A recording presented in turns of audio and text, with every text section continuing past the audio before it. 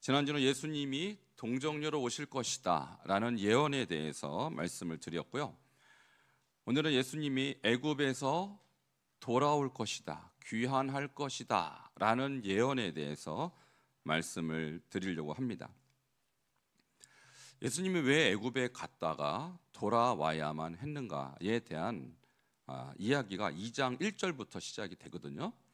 동방박사가 예수님을 찾습니다. 유대인의 왕으로 오신 이가 어디 계시나 하고 찾는데 어디서 찾냐면 왕궁에서 찾아요. 왕궁에서. 당연히 유대인의 왕이니까 왕궁에 있을 줄 알고 찾았더니 이 말을 들은 헤롯 왕이 난리가 났습니다. 나 말고 또 왕이 있다니, 그 왕이 도대체 누구냐 하고 성경학자들에게 묻습니다. 그랬더니 베들레헴에서 장차 다윗의 후손으로 태어날 임금이 오실 것입니다 라는 미가서의 예언이 있다라는 거예요.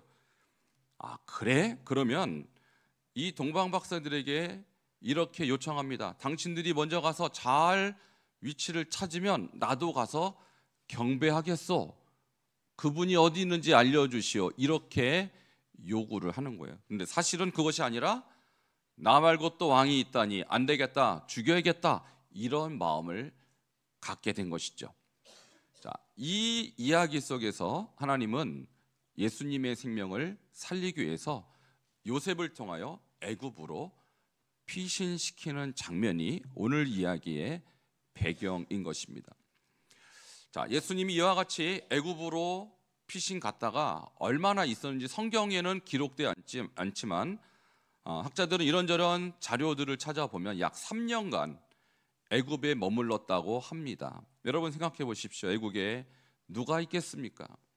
그 어떤 지인이나 그 어떤 생활 배경도 없이 무턱대고 가서 어렵고 힘든 애굽 생활을 3년을 하다가 때가 돼서 돌아왔는데 그것이 바로 헤롯이 죽는 해였다라는 거예요. 자, 이런 모든 배경 속에서 예수님이 애굽에 갈 것이다, 그리고 돌아올 것이다, 이런 예언을 포함해서 무려 8종류의 예언이 예수님 앞에 그대로 성취되었다고 성경은 기록하고 있는 거예요. 여러분, 이와 같은 예수님의 예언이 8가지가 한 사람의 인생에 다 맞아 떨어질 확률. 자, 지난번에 제가 첫 번째 대림주일 때 이 확률을 말씀드렸어요. 그것이 10의 17승분의 1이다. 10경분의 1이라고 말씀드렸어요. 그러나 이 모든 예언은 예수님께 과연 성취가 되었고, 예수님은 인류를 구원할 메시아로 오신 바로 그분이 확실한 것입니다. 같이 성경은 어떤 이야기든 먼저 예언하고 역사적으로 성취돼요. 그러니까 하나님을 안 믿는 사람도 성경을 왜 주목하고 두려워하냐면 여기에 수많은 예언이 실제로 이루어졌기 때문에 내가 하나님을 믿기 싫어도 성경은 너무나도 두려운 책인 것이 확실한 거예요. 초림의 예수도 10경분의 1의 가능성을 뚫고 이 자리에 오셨다면 여러분, 재림의 예수님은 100% 확실하게 오실 줄 믿으시기를 축원합니다. 자, 이 예수님의 애굽 귀한 예언이 어떤 의미가 있는지 하나씩 살펴보도록 하겠습니다. 먼저 예수님이 애굽으로 피한 이유가 정치적인 이유가 있습니다. 자, 그 부분이 오늘 13절, 14절에 기록이 되어 있는데요. 함께 13절을 보도록 하겠습니다. 시작. 그들이 떠난 후에 주의 사자가 요셉에게 현몽하여 이르되 헤롯이 아기를 찾아 죽이려 하니 일어나 아기와 그의 어머니를 데리고 애굽으로 피하여 내가 내게 이르기까지 거기 있으라 하시니. 아멘. 자, 예수님이 애굽으로 간 이유는 정치적인 이유 때문입니다. 첫 번째 이유는 그것은 뭐냐? 저 사람이 헤롯이에요. 헤롯이라는 사람을 이렇게 연구해 보면요, 그저 우리가 생각하는 그런 어떤 나쁜 이미지도 있지만 상당한 능력가입니다. 예루살렘 성전을 다시 지어줘요. 1차 성전 솔로몬 성전이 없어지죠. 2차 성전 스룹바벨 성전을 지었는데 초라했습니다. 근데 유대인의 환심을 사기 위해서 그는 엄청난 규모의 성전을 건축해 줍니다. 그도 그럴 것이 저 사람의 혈통이 유대인이 아니에요. 에서의 후손 이두메 사람입니다. 그러니 유대인을 통치하기 위해서는 그들의 환심을 사고자 많은 노력을 했어요. 그래서 성전도 지어주고 각종 건축물을 세웁니다. 그래서 이 사람이 통치할 때 이스라엘은 여기저기 멋진 건축물이 막 세워진 거예요. 그러니까 사람들이 헤롯에 대해서 좋은 평가를 할 수 있도록 엄청나게 노력했던 사람이죠. 자, 그러나 영적으로 볼 때 그는 어떤 사람이었냐면 바로 아기 예수를 죽이려고 했던 사탄의 종으로 등장합니다. 자, 그러니까 여기서 애굽으로 피한 첫 번째 이유는 표면적으로는 이두메, 다시 말하면 애굽 혈통인 이 사람이 자기의 왕권을 유지하기 위해서는 이스라엘 왕으로 태어난 예수를 어떻게든 제거해야 됐기 때문에 그는 예수를 제거하고 예수는 어쩔 수 없이 피신을 가야 했다는 것이죠. 그러나 이 안에는 예수 그리스도의 탄생과 그리고 그를 통한 인류의 구원을 방해하려는 사탄의 계략이 들어 있었던 것이고, 이 헤롯은 바로 그 사단의 계략에 쓰임 받았던 사탄의 종으로 오늘 등장하고 있는 것입니다. 자, 14절을 보면요, 또 한 사람이 등장합니다. 자, 그 사람이 요셉인데요, 같이 14절을 읽도록 하겠습니다. 시작. 요셉이 일어나서 밤에 아기와 그의 어머니를 데리고 애굽으로 떠나가. 자, 헤롯은 예수를 죽이려고 했던 사단의 하수인이었다면 요셉은 하나님의 구원 계획에 처음부터 끝까지 신실하게 쓰임 받았던 하나님의 종으로 등장합니다. 먼저 자기 아내가 임신했다는 말을 듣고도 그는 그를 율법이나 어떤 사회적 통념으로 처리하려고 하지 않고 가만히 끊고자 아주 좋은 성품의 사람이었는데 꿈에 성령이 나타납니다. 내 아내 마리아 데리기를 무서워하지 말라. 그에게 잉태한 자는 성령으로 된 것이라. 이 말을 쓰면 받아들여요. 여러분 같으면 받아들이겠습니까? 쉽지 않죠. 그러나 하나님의 음성으로 그는 받아들이고 아내를 데려옵니다. 그리고 아기를 낳은 다음에 또 성령이 꿈에 나타납니다. 이 아이를 데리고 떠나라. 요셉이 이 말씀을 받아들입니다. 자, 그래서 만일 요셉이 그때 영안이 열리지 않고 영적으로 깨어있지 않다면 하나님, 제가 그 먼 데서 여기까지 이제 그 먼 데서 아이를 뵌 아이의 엄마를 데리고 여기까지 왔습니다. 이제 애를 낳았는데 또 어딜 가란 말입니까? 주여, 여기까지입니다. 못하겠습니다. 이 산모를 데리고 이 핏덩어리를 데리고 어딜 갑니까? 했던들 예수는 헤롯의 손에 죽었을 것입니다. 그러나 요셉은 하나님께서 명령하실 때 아무리 힘들어도, 그리고 내가 어디로 누구에게, 그리고 내가 가야 될 방향도 정확하게 모른 채로 그는 막연히 떠날 수밖에 없었어요. 이 순종을 통해서 하나님의 구원 계획은 저와 여러분에게 임하게 된 것입니다. 그래서 하나님의 스토리는 항상 하나님이 등장시키는 주인공들이 있어요. 자, 오늘 예수님이 주인공입니다. 그러나 예수님 이야기는 조연들이 있다라는 거예요. 근데 악한 조연은 바로 헤롯이고 선한 조연은 바로 요셉입니다. 우리가 하나님의 나라를 지금 일궈나가고 있는데 우리는 과연 요셉과 같이 하나님의 구원을 위하여, 하나님 나라의 완성을 위하여 쓰임받고 있는 사람인가 아닌가, 오늘 이야기를 통해서 저는 저와 여러분을 한번 돌아봤으면 좋겠어요. 물론 예수님이 주인공이지만 이 모든 주인공의 조연으로 요셉이 귀하게 쓰임 받았던 것처럼 하나님의 구원 스토리에 여러분도 요셉처럼 쓰임 받기를 축원합니다. 이 이야기에 조금 더 깊은 영적인 의미를 보면요, 예수님이 애굽으로 피한 영적인 이유가 있어요. 표면적인 이유는 정치적 이유입니다. 이두메 출신, 에서 출신의 사람이 이스라엘 왕을 죽이려고 했던 사건으로 보이지만 실제로는 더 깊은 영적인 차원의 의미가 들어 있다는 것입니다. 자, 그것은 함께 따라 하시겠습니다. 성경의 예언을 성취하기 위해. 예수님이 애굽을 향하여 가게 된 이유, 요셉이 하나님의 음성을 듣고 애굽으로 피신한 이유는 정치적인 이유도 있지만 표면적인 것입니다. 그러나 영적인 이유는 성경에 그렇게 예언되어 있기 때문입니다. 자, 어디에 예언되어 있을까요? 자, 오늘 그 본문 말씀 우리가 한 주일 동안 묵상하고 날마다 읊조리고 하가해야 될 말씀입니다. 2장 15절입니다. 같이 읽겠습니다. 시작. 헤롯이 죽기까지 거기 있었으니 이는 주께서 선지자를 통하여 말씀하신 바 애굽으로부터 내 아들을 불렀다 함을 이루려 하심이라. 아멘. 자, 헤롯이 죽기까지 애굽에서 살았던 이유는 헤롯 때문이 아니라는 거예요. 엄밀히 말하면 그것은 표면적인 이유. 그러나 진짜 이유는 하나님이 그렇게 예언했기 때문에. 누구를 통하여? 저기 보니까 선지자를 통하여 예언했다라는 것입니다. 뭐라고 예언하냐면 애굽으로부터 내 아들을 불렀다. 함께 따라하시겠습니다.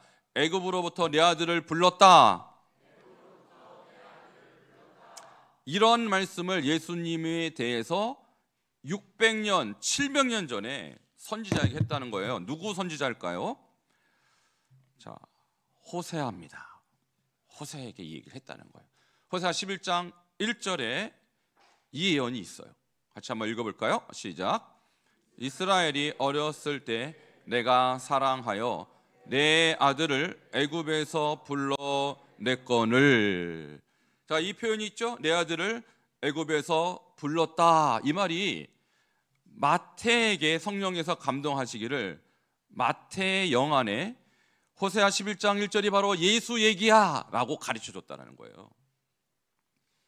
자, 사실 이 이야기를 역사적으로 보면요, 이스라엘의 출애굽을 언급하려는 것으로 보여요. 그렇잖아요. 이스라엘의 애굽에서 나왔잖아요.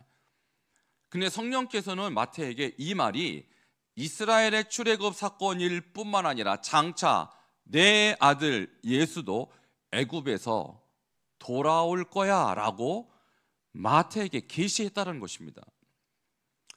과연 예수님은 박해를 피해서 애굽으로 가셨고 거기서 약 3년의 시간을 보내신 다음에 이스라엘로 복귀하셨습니다. 이것은 하나님이 그렇게 예언하셨고 하나님은 그 예수가, 애굽에서 돌아온 그 예수가 저와 여러분을 구원할 메시아라는 사실을 이 말씀을 통하여 확인시켜 주신 것입니다. 성경에 이렇게 예언이 있음에도 불구하고 예수님이 만일 애굽으로 가지 않았다면 우리가 기다리던 예수님, 그 메시아가 맞을까요? 아니라는 것입니다. 다른 것이 다 맞을지라도, 동정녀로 탄생을 했고 베들레헴에서 태어났을지라도 예언에 나와 있는 대로 예수님이 애굽에 가지 않았다면 예수님은 그 메시아가 아니라는 거예요. 그러니까 이 모든 예언이, 8가지 예언이 다 맞아 떨어져야 우리가 기다리던 다윗의 자손 예수 그리스도 메시아인 것입니다. 예수님은 과연 호세아가 예언한 그 예언대로 애굽에 갔다 오셨고 그래서 예수님이 바로 우리가 기다리던 메시아가 맞는 것입니다. 그 다음에 이 영적인 이유의 두 번째 이유를 조금 더 부가적으로 설명하자면 예수님이 왜 애굽으로 가게 되셨는가는요, 저를 한번 따라하시겠습니다. 하나님의 구원 계획을 무너뜨리려는 사탄의 방해를 물리치기 위해. 그렇습니다. 사탄은 예수가 하나님의 아들인 것을 너무너무 잘 알았고 그가 베들레헴에서 태어날 것도 알았고 그래서 그가 태어나자마자 그를 죽이려 했던 거예요. 그 도구로 쓰임 받았던 악한 역할을 헤롯이 했던 것이죠. 그러니까 헤롯은 사단의 하수인으로서 하나님의 구원 스케줄, 예수 그리스도의 동정녀 탄생과 예수님의 애굽행과 그리고 예수님의 돌아오는 모든 사건을 막기 위해서 예수를 죽이려고 했던 것입니다. 그러나 우리 하나님은 사단보다 위대하십니다. 그의 모든 계획을 무너뜨리시고 예수를 주님은 안전하게 보호해 주셨습니다. 그래서 이 모든 스토리 속에서 우리는 하나님의 구원 계획은 절대로 무너지지 않으며 저희 여러분을 구원하시고 인류를 구원하시고자 하는 하나님의 구원 계획은 완전히 성취될 것을 주님의 이름으로 선포합니다. 우리 옆에 분 한번 축복하시겠습니다. 예수님의 구원 계획은 무너지지 않습니다. 그러니 여러분 예수님을 잘 따라가서 그분과 함께 영생을 누리셔야 하는 것입니다. 자, 그러면 동방박사에게 속은 줄 깨달은 헤롯은 어떤 만행을 저질렀을까요? 동방박사에게 요청했잖아요. 나도 그에게 경배하게 하라. 동방박사에게 성령이 또 나타납니다. 꿈에 현몽합니다. 그에게 돌아가지 말라. 동방박사는 상당히 신비로운 사람들이에요. 이 사람들은 누군지 잘 모르겠어요. 그러나 어느 정도 추측이 되는 것은 그들은 별을 연구하는 사람이었고 그들은 별을 통해서 앞으로 되어질 일들을 그들은 연구하는 일종의 점성가였습니다. 자, 그런데 이 동방박사들이 그 별이 바로 이스라엘의 왕의 별이라는 것을 그들은 깨달았기 때문에 여기 왔지만 성령의 감동하심을 받아 다시 헤롯에게 돌아가지 않은 거예요. 그랬더니 동방박사가 사라지고 헤롯은 그때로부터 2살 이내의 모든 아기는 다 죽여라 라는 만행을 저지르고 말았습니다. 그것이 2장 16절에 기록되어 있습니다. 함께 16절을 보도록 하겠습니다. 시작. 이에 헤롯이 박사들에게 속은 줄 알고 심히 노하여 사람을 보내어 베들레헴과 그 모든 지경 안에 있는 산의 아이를 박사들에게 자세히 알아본 그 때를 기준하여 2살부터 그 아래로 죽이니. 자, 여기에서 2살부터 그 아래로 다 죽이는 만행 사건이 펼쳐져요. 여러분, 근데요, 놀랍게도 이 사건도 예언이 되어 있어요. 그러니까 예수님의 탄생 사건과 관계된 2가지 오늘 예언이 다 성취됩니다. 첫 번째는 예수님이 애굽으로 피신하여 돌아올 것이다. 두 번째는 예수님 죽이려고 이 2살 아래로 다 죽는, 그래서 엄청난 박해의 사건이 일어날 것이라는 건 성경에 예언되어 있다는 거. 이것조차도. 자, 그것이 어디에 예언되어 있을까요? 헤롯의 만행 사건의 예언은 마태복음 2장 17절과 18절에 성취된 것으로 나와요. 함께 17절을 읽도록 하겠습니다. 시작. 이에 선지자 예레미야를 통하여 말씀하신 바. 아멘. 자, 이와 같이 2살 아래로 싹 다 죽인다라는 예언이 누구에게로부터 예언된 거예요? 예레미야. 자, 예레미야 31장 15절에 예언되어 있는 내용이 마태복음 2장 18절에 그대로 거의 한 글자도 안 틀리고 기록되어 있어요. 같이 18절도 읽도록 하겠습니다. 시작. 라마에서 슬퍼하며 크게 통곡하는 소리가 들리니 라헬이 그 자식을 위하여 애곡하는 것이라. 그가 자식이 없으므로 위로받기를 거절하였도다 함이 이루어졌느니라. 아멘. 여러분, 여기서 라마에서 슬퍼한다 할 때 라마는 어디냐면 베들레헴 입구쯤 돼요. 베들레헴에서 조금 떨어진 곳입니다. 여기에서 슬퍼하며 크게 통곡하는 소리가 들릴 거다라고 예레미야 31장 15절에 딱 써 있어요. 그대로 써 있어요. 그러면 라마에서 왜 슬퍼하고 왜 통곡하는 소리가 들릴까?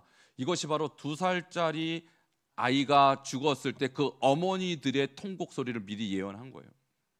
여러분 생각해 보세요. 여러분의 자녀가 지금 뜬금없이 갑자기 왕이 다 죽여버렸다. 얼마나 가슴이 아프겠어요. 그러니까 이때요, 라마에서 베들레헴 입구쯤 되는 그 동네에서 애곡하는 소리가 들렸습니다. 꺽꺽하면서 자기 아이의 죽음을 슬퍼하는 소리가 들렸어요. 근데 이 소리를 뭐에 비유했냐면 라헬이 그 자식을 위하여 애곡하는 것으로 비유해요. 갑자기 또 라헬은 왜 등장할까요?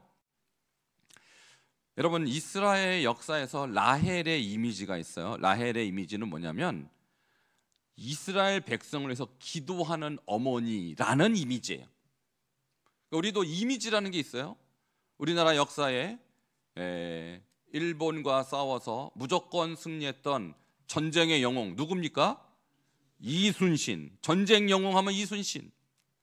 일제시대 때 우리나라를 위해서 가장 피를 흘리고 고통당했던 열사 누굽니까? 일부 입했던 딱 나오던데요. 누구요? 안중근도 나오고 다 했는데 그래도 대표적인 인물은 유관순이죠. 유관순. 그러니까 우리가 딱 떠오르는 이미지가 있어요. 우리 민족을 위해서 피 흘리고 고생하신 분. 여러분, 라헬은요 이스라엘을 위해서 눈물로 기도하는 이미지예요. 왜 그랬냐? 야곱이요 부인이 둘이 있었죠. 레아와 라헬입니다. 근데 레아는 자기 아버지, 자기 할아버지의 무덤에 묻었어요. 거기가 어디냐면은 헤브론입니다. 25km 떨어져 있어요. 근데 거기에다가 라헬을 묻지 않아요. 이 라헬만큼 어디에 묻으면 라마에 묻었습니다. 왜 그랬을까? 사람들이 몰랐어요. 근데 나중에 보니까 이 라헬이요 이스라엘이 바벨론을 끌려갈 때 이 이스라엘 민족의 회복을 위해서 눈물로 기도하는 어머니, 그러니까 바로 이스라엘이 예루살렘부터 저기 바벨론을 끌려갈 때 라마에서 그를 위해서 간절히 기도하는 어머니로 이스라엘은 이해했던 것입니다. 그러니까 민족을 위해서 기도하는 어머니, 민족의 아픔을 품고 기도하는 어머니가 바로 라헬인데, 그 어머니가 애곡하는 것처럼 이 지금 아이를 잃은 어머니들이 애곡하는 것이 예레미야 31장 15절에 떡하니 기록되어 있고, 그 현장으로 마태복음은 현장이 베들레헴이라고 기록하는 것입니다. 여러분, 지금 우리나라도 심히 어려운 상황에 있습니다. 이 나라의 이런 아픔과 고통을 보면서 그저 우리는 어떤 역사의 그냥 한 장면으로 볼 것이 아니라 우리도 라마에서 슬퍼했던 이 어머니들과 같이 라헬이 그 민족을 위해서 슬퍼했던 그 애곡하는 것 같이 우리도 기도해야 할 것입니다. 지금은 그 어느 때보다도 여러분 눈물로 기도해야 될 때. 우리나라의 앞날이 어떻게 될 것인가? 국방이요 위기입니다. 경제도 위기입니다. 외교도 위기입니다. 지금 여러분 밤 편하게 발 뻗고 잘 수 있는 상황 자체가 아니에요. 사실은 장성 몇 명인데요, 그 사람들의 별수만 해도 17개가 떨어졌어요. 이 국방의 공백이 어마어마합니다. 지금 물론 누구 탓이다 누구 탓이다 할 수 있겠지만 여러분, 하나님께 이 나라의 안전을 위해서 기도해야 될 때입니다. 라마에서 통곡했던 그 소리를 가지고 기도해야 될 때요. 라헬이 자기 민족이 바벨론으로 끌려갔을 때 그 무덤 속에서 민족을 위해서 기도한 것으로 이스라엘 백성은 이해했던 것처럼, 여러분 역사에서 그 역사를 이끌어가는 사람은 아마 정치인들일 거예요. 그러나 그 정치인들의 이름을 쓰지 않고 라헬의 이름이 왜 저기 들어갑니까? 여러분, 민족을 위해서는 기도의 어머니가 기록을 남기는 것입니다. 우리 교회 권사님들, 여러분 교회를 위해서 민족을 위해서 눈물로 기도하시기 바랍니다. 권사 왜 세운지 아십니까? 여러분, 기도하라고 세운 거예요. 기도하지 않는 권사가 왜 존재해야 됩니까? 여러분, 장로 왜 세운지 아십니까? 여러분, 기도하라고 세운 것입니다. 지금 얼마나 위기인데, 이 위기 때 우리가 내가 하고 싶은 거 다 하고 자고 싶은 거 다 잔다면 역사에 누가 하나님께서 그 사람의 역할을 인정할까요? 라마에서 슬퍼하는 저 어머니들, 라헬이 그 민족을 위해서 슬퍼하며 기도했던 그 기도 소리를 우리 교회에서 지금 하나님께 올려드려야 할 것입니다. 이것을 성경은 미리 다 예언했어요. 이 슬픔의 애곡 소리, 이 애곡 소리가 이제는 저의 목소리가 되어야 되고 여러분의 목소리가 되어야 될 줄 믿습니다. 이와 같이 성경은 그냥 막 기록한 것이 아닙니다. 성경은 앞으로 되어질 일을 미리 기록하고 하나님께서 그 일을 이루심으로 하나님이 살아계심을 성경을 통해서 우리에게 보여주신 것입니다. 여러분, 우리가 믿는 예수님, 다른 종교의 창시자와 전혀 달라요. 다른 종교의 창시자는 그저 살았다가 인생을 마친 역사의 인물이지만 우리 예수님은 살았다가 부활하셨고 그리고 다시 오실 것입니다. 초림의 예수가 이렇게 확실하게 성경에 예언되어 있고 이렇게 확실하게 예언을 성취했다면 다시 오실 재림의 예수님은 얼마나 확실하게 우리에게 나타날까요? 그 재림하실 예수님 어떤 모습으로 여러분 맞이하고 싶습니까? 헤롯과 같이 하나님의 나라를 방해하는 사단의 하수인으로 그 예수님을 맞이하시겠습니까? 아니면 요셉과 같이 하나님의 나라, 하나님의 구원 계획을 위하여 철저하게 순종하고 쓰임받는 하나님의 종으로 재림의 예수를 맞이하시겠습니까? 오늘 이 말씀을 통하여 여러분 요셉과 같이 주님 앞에 쓰임받는 복된 모습으로 재림하실 예수님을 맞이하시기를 주 이름으로 축원합니다. 함께 기도하시겠습니다. 우리 이 시간은 잠시 기도할 때 우리 나라를 위해서 함께 기도하시겠습니다. 너무나도 애통스럽습니다. 너무나도 근심스러운 상황입니다. 주여, 이 나라의 안보를 보호하여 주시옵소서. 경제를 지켜 주시옵소서. 이 나라의 외교와 국방을 주님께서 지켜 주시옵소서. 하나님, 라마에서 슬퍼했던 그 통곡 소리, 라헬이 자식을 위하여 애곡하는 그 기도 소리로 오늘 기도할 때 주님께서 하나님 나라 그리고 하나님의 구원이 이 땅 가운데 계속하여 펼쳐지는 역사가 있게 해달라고 주여 한번 부르짖고 기도하겠습니다. 주여, 하나님이여 감사합니다. 주님이여, 주여 이 나라를 불쌍히 여겨 주시옵소서. 주여 이 나라를 긍휼히 여겨 주시옵소서. 주님께서 우리를 하나님의 백성으로 삼으시고 장로와 권사로 세우셨지만 또한 주의 직분자로 세우셨지만 우리가 기도하지 못하고 우리가 나라를 위하여 기도하지 못함을 용서하여 주시옵소서. 하나님이여, 이제는 라마에서 애곡하는 소리로 기도하며 라헬의 아버지 통곡 소리가 우리의 기도 소리가 되게 하여 주시옵소서. 하나님이여, 이제는 그리스도께서 재림하시는 그날 우리가 어떤 모습으로 주님을 맞이하겠습니까? 주여, 요셉과 같이 주님을 할아버지 하나님이여 순종하는 모습으로 하나님 나라를 위하여 헌신된 모습으로 기도하는 우리가 될 수 있도록 주여 함께 하시고 붙잡아 주시옵소서. 역사하여 주시옵소서. 예수님 이름으로 기도하옵나이다. 하나님 감사합니다. 애굽에서 돌아올 것을 예언하신 예수님의 그 예언이 과연 예수님의 삶에 그대로 성취된 것을 오늘 말씀을 통하여 보았습니다.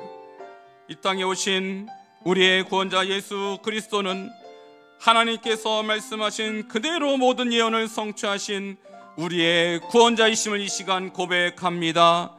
그 예수님을 오늘과 믿고 요셉과 같이 구원 계획에 동참하여 귀하게 쓰임받는 반석의 모든 종들 될 수 있도록 축복하여 주시옵소서. 예수 그리스도 이름으로 기도하옵나이다. 아멘. 준비하신 예물을 드리도록 하겠습니다.